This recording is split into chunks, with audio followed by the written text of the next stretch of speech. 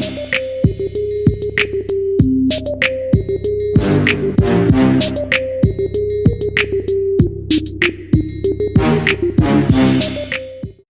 welcome to another episode of the New Labor Movement Show. I am one of your hosts, Troy. I am your other host, Ray. Back for another week of local law, labor, and politics. We're going to stretch local to a little more national. There was a big event that happened this past month in politics. As the upcoming transfer from one presidential administration to another happens, there was a counting of the votes that was supposed to happen on January 6th to certify Joe Biden as the president of the United States of America. And during that, there was also a counter demonstration that was being held in support of Donald Trump and the I guess what was it, the irregularities. Stop the steal. The election. A stop steal rally. That's what they called it. Stop the steal rally. Stop the steal rally was based on the irregularities in the election vote, right? That's correct. Right. That's correct. Well, that's what it should have been about. I don't know if it was entirely about that. And one of the big things. I mean, that's what it should have been about. But I don't really know how much of the rally really was about that, to be honest with you. So what he's speaking of, the biggest thing and the main thing that happened that everyone is talking and discussing now is the fact that during that rally, it was said that the president incited the crowd in order to march on the Capitol. And that march on the Capitol led to some of those protesters actually entering the Capitol, damaging the Capitol, also led to some deaths of people. Police officers being hurt. Yeah. Basically an attack on the United States government by United States citizens. They brought these objections not with the intention or the reasoning that they believed that was actually some type of discrepancy that was a problem that would overturn and change election. The reason they would bring it up was strictly political, to try to basically appease to a base that wanted to believe something that they knew when they were bringing it up was not true. They knew it was not true, but they were bringing it up as a political move to try to appease the base, not because they had any type of. I would say I don't think all 139. There were a bunch of people who were on the bandwagon who said to themselves, you know what? My constituency is telling me this is nonsense. I'll stand up for my constituency. And they did it strictly for political reasons. But then I'm sure you have others who saw that they thought were going to be Arizona. There was some, they were going to do Arizona, Nevada, Pennsylvania, Georgia. There was 6 states they were going to do. And in each one of those states, either the governor or a state judge had changed the election laws without the consent of the legislature, which is an open legal question. In other words, if you go to the Constitution says that only a state legislature can change the time and manner of which state elections are held. But they took that to court. And they lost it. Georgia had what happened? They took that to court to try to. Yeah, I'm sorry to hear that point, and they lost it. Oh no! Listen, you can say with I 100% accept. I think that while I do think that there are irregularities, and I do think they went around state legislatures, there's no one told me an exact number of, because they changed this rule, 1,714 votes were changed, or 10,914 votes were changed. And since you can't give me an exact number with proof, I have to then say, I'm not going to overturn the will. Me personally, I would not vote to overturn the will of the people. You as an ordinary everyday citizen wouldn't overturn it. Now, elected officials, that's their business to know. And that's their job. They take an oath to try to maintain and try to defend the Constitution. Who should know better? Right. For them to get up and try to overturn it is much worse. Well, no, Much, see, much worse. that's the other misnomer. They weren't the senators. All there were 6 senators and like 139 guys who from the House people. They were not overturned results. What they wanted was a 10-day commission to say, hey, see if you find any irregularities, and if Come you on. don't, this will certify it. And I It wasn't think about that. that is reasonable. It Now, wasn't I don't about that. listen. They didn't even believe that. It was enough. There was enough court cases before that they knew that it was not anything. There was not even there was not anything substantial enough to even bring it up in a court case to even get heard. So they knew that it was no merit to the things they were bringing up. That was strictly. It wasn't no, hey, give me 10 days to check it out to see if it's right. It was strictly a political move to try to feed their base.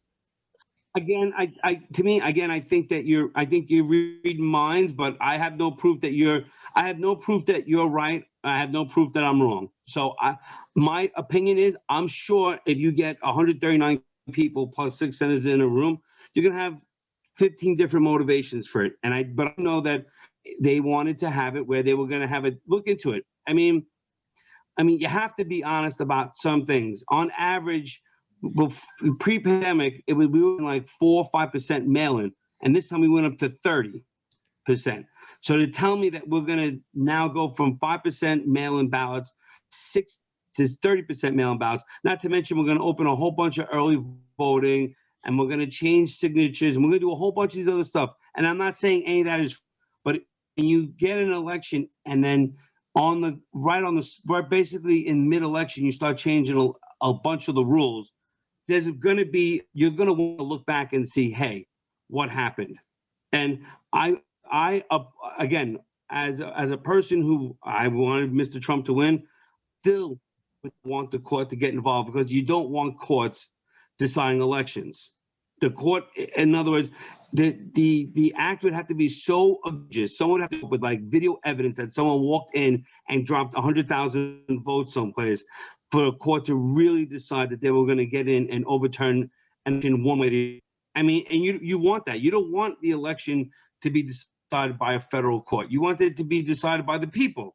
So within the next year, you're going to see that this rule was illegal, or that rule was unconstitutional, this, that, you're going to see the rules are all going to be changed back, because it could have changed results, but could have doesn't mean did have. I don't know about the rules. No one can show me.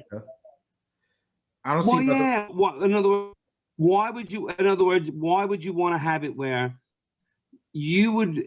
Why would you want to have it where it's every easier American for people to vote? No, I didn't.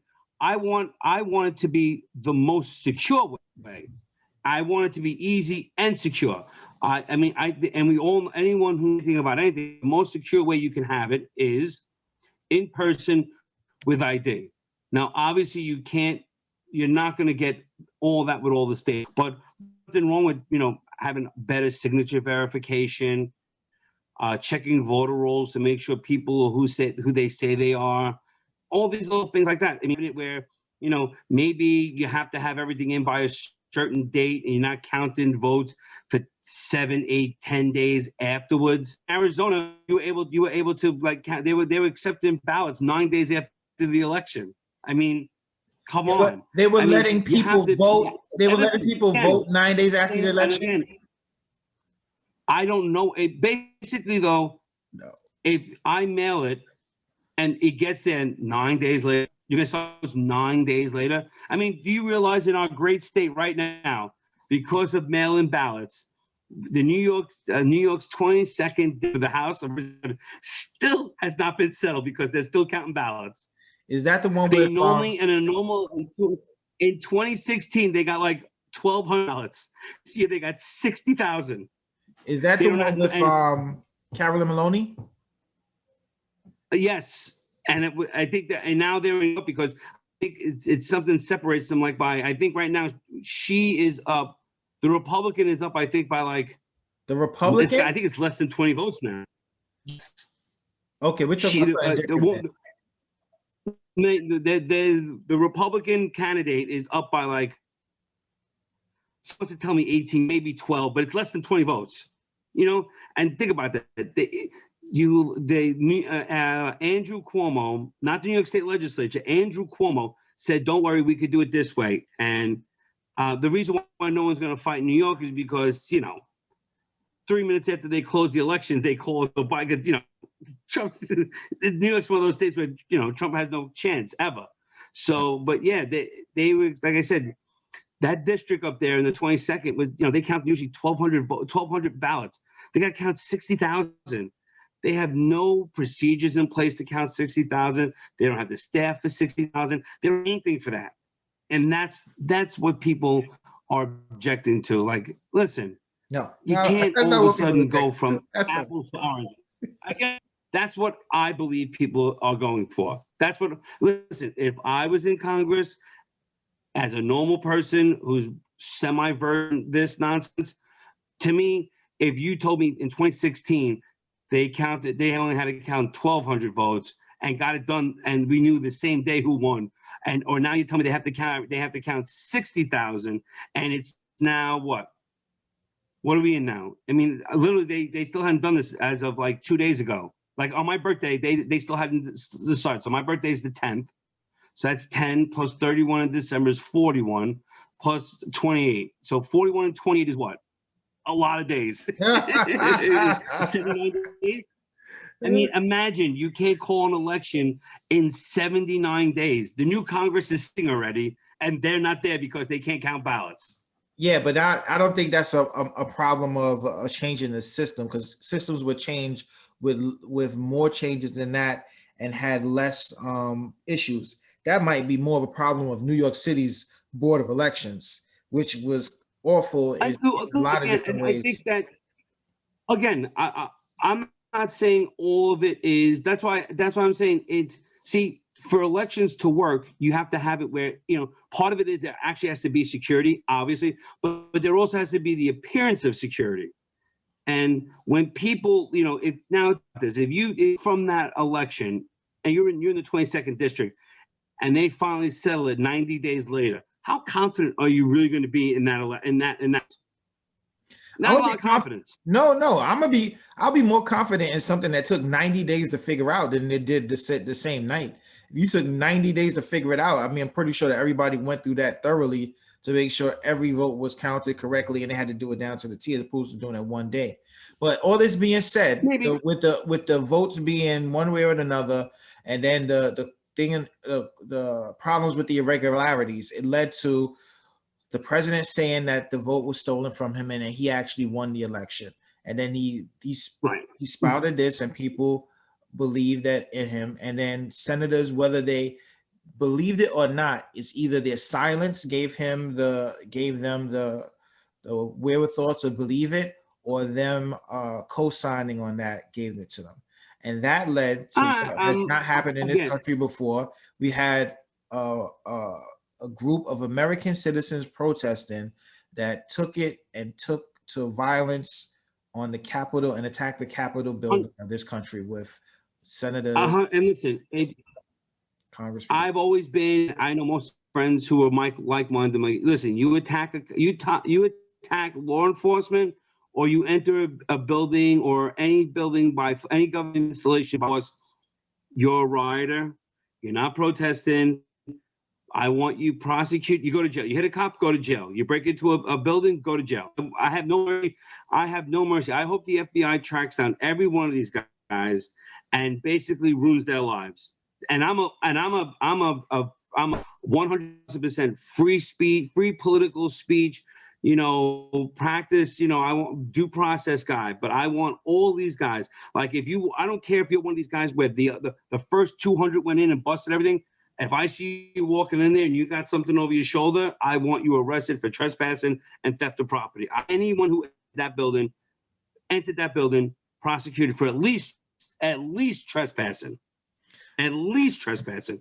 I want to send a message that who goes in there ever in the future that we're going to drop a ton of bricks on you. I definitely agree. My problem with more is when you take a crowd and you enrage them, incite them, egg them on to a point to get them to that level, and you load up the gun and then you point it at a direction and say shoot, you don't now get to try to you know try to feel sorry for the places that the bullet hit. It should never have gotten to that point where you egged people on and played on their worst, their worst parts of them, fear and jealousy, any kind of ill-gotten wills that you could find within them, and egg it on to the point where you could try to turn them and unleash them on this very same country that you took an oath to try to protect and uphold the law. And that's what I have a problem with. No, and again, as a guy, most people I'm sure can, who watch the show know, I'm a pretty pro-Trump guy. I had an issue with I had an issue with the speech. I did. I thought that it was full of, for lack of a better word, lies. He did touch on some things that were, he brought up 38 things that could be settled in a court of law and probably will someday in the future. And storming, having people go down and even protesting in front of the building, the Capitol, wasn't going to change any of that. It's their constitutional right to go down. It's to make as much noise and have as much vitriol and everything like that. That's like I said, I have no issue with anyone who went down to the Capitol and walked around and waved their flag and everything like that. If you went down there and stood on the Capitol steps and you waved your flag and made an ass of yourself, God bless you. That is protected speech in my book. Mm-hmm. Like I said, the minute you assaulted a cop and the minute you entered that facility, you were no longer a protester, you're now a criminal. And I guess where you and I will disagree is incitement. I didn't know until after, it was like a day or two after when I actually heard the speech. I didn't know that he told them go and march. He told them to go and march down there. You go march to the Capitol, and yes, I'm going to march. Now, now, do me a favor. You got to complete that sentence. Go ahead, complete it, because I know a few of you are going to leave here and march down to the Capitol and voice your objection peacefully and patriotically. That's a direct quote from the speech. Is that one of the quotes though? Because from what I saw it, he said go march down to the Capitol several times. And one of the times I remember him saying as a pretense to that, you can't let this happen. You can't let them steal it from us. But, no, listen, all true. But there is nothing in that speech that is overtly or implied violence. There's no word in there. Could you, as if you're a person who's maybe over this, read something into that? Yes. Mm-hmm. I could not deny. Listen, for the people who want to impeach him, I'm not saying there is no merit to the case.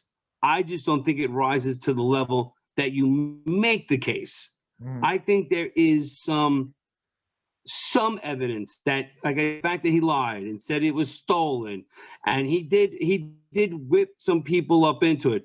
But to say he incited, to me, is a bridge too far, especially when during the day he's telling them go home, respect law force, this is not what we are, go down there peacefully, and things of that nature. So to me, the overall tone was, he definitely was whipping them up, but not being an insurrection. For me, there's a high bar to get over when you're going to say that saying political things is to political violence. Because for me, see, and I'm not just about Donald Trump. I always try to think, like, I know people think I love the presidency, and I like the type of president he has been 70% of the time.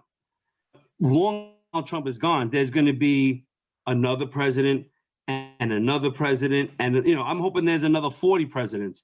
And I don't want to set precedents that you can start holding candidates accountable for the crazy people who are their supporters, because that leads us down a very dangerous road where If someone wants to use it against you, well, you know, like think about it. Bernie Williams, Yankee fan. Bernie Sanders kept saying over and over and over again how Republicans were, he used the word evil, but Republicans were heartless and terrible, and they wanted to take your health care away. And lo and behold, within a month of him saying all this stuff, some guy goes down and shoots up a bunch of Republican senators. Now, I personally would never hold Bernie Sanders accountable for that, because I'm sure if you looked at that guy, he's probably a lunatic. I'm sure he's out of his mind. But I don't ever want to get to a place where Bernie Sanders can't say what he said. I agree with you, because that's my whole objection to it. I agree with you. Honestly, I didn't hear about everything that happened at the Capitol until I think it was maybe the day after and some days after. And my first thought was also, well, listen, if you're giving a speech and you get a bunch of crazy people that decide they want to go, go into the Capitol, you can't blame the person just talking to them for the action of those people. But then after I listened to it and listened to the commentary and some of the stuff that happened at the speech, some of the stuff leading up to the speech, the talk before the speech, what was happening during the march to the Capitol as he watched it on the television. That, I mean, it was enough. It wasn't the act itself and the speech. It was enough evidence showing of everything leading up to it, happening during it, and after that it happened, that made me be like, okay, this is what you wanted to happen. See, and now I see, and this is the whole other reason. I'm not saying that you don't have any merit in there, but there has to be a legal bar that we have to go across, and I don't think because. Wait, before you say that, it's not a legal bar, because I'm not saying I believe he should be prosecuted for it. I'm just saying, as a matter of looking at it, and you to be a president of the United States, like, it's like, come on, dude, that's wrong. And forget about legally, you just look at like, come on, dude, that's wrong. No. I listen, I understand this is what there's a legal bar and then there's a political bar. And listen, these guys, think about it. 75 million people voted for these guys, and probably about 300-400 went into the Capitol. Right. Those 300-400 people did more harm Donald Trump than any Democrat could ever. Because think about it. It's like when, I'm sorry for the ladies in our crowd here. It's like when your wife blames you for something and she's wrong 99 times, and then finally that 100th time you actually do it, and all of a sudden she's like, I told you so. It's like you were wrong the whole 100 times. This is what happened. Exactly what happened to Trump. Whatever Trump did that was good for 3 years and 11 months is all wiped out now, because unfortunately this is all that people are going to remember about him. Yeah. He's going to be the guy who either led this insurrection or was a part of the insurrection, or it happened on his watch. It's good. So it's going to be an albatross on this guy's neck politically. Like, I know people think he's going to come back in 4 years, but I would imagine politically he's going to be. Who could stand next to him except, the only way that people are ever going to be able to stand next to him is because now you're going to have the trial, and they're going to delay the trial because they want to get Joe's agenda. Listen, I'm a big believer of you got to give the incoming president, like the 100 days. You got to give him a grace period to get him get his shit together. And whether or not I voted for Joe Biden or not, I'm still going to say to myself, let's give the guy a chance. Because when the president does well, the country does well. So I'm rooting for Joe Biden to do well so the country could do well. I don't think it's going to happen, but you know what? I'm giving them the benefit of the doubt. They may come out of the FBI and say, listen, we did warn you. You knew, and you still went again. And then now you're looking at a completely different thing. Like if the FBI warned him and said, listen, sir, you got a very nasty element in that crowd. If you go out there, it's going to happen. And he still went, then the impeachment is 100% warranted. And maybe I could almost go for a removal of office, because now you knew what you were walking in, and you still had hubris, and you still did it yourself. See, this is the reason why I hate having these 24-hour impeachments, because 90% of what's known is still unknown. Like, you don't know who knew what, where, why, when. Think about it. You probably had 1,000 reporters there with all their cell phones.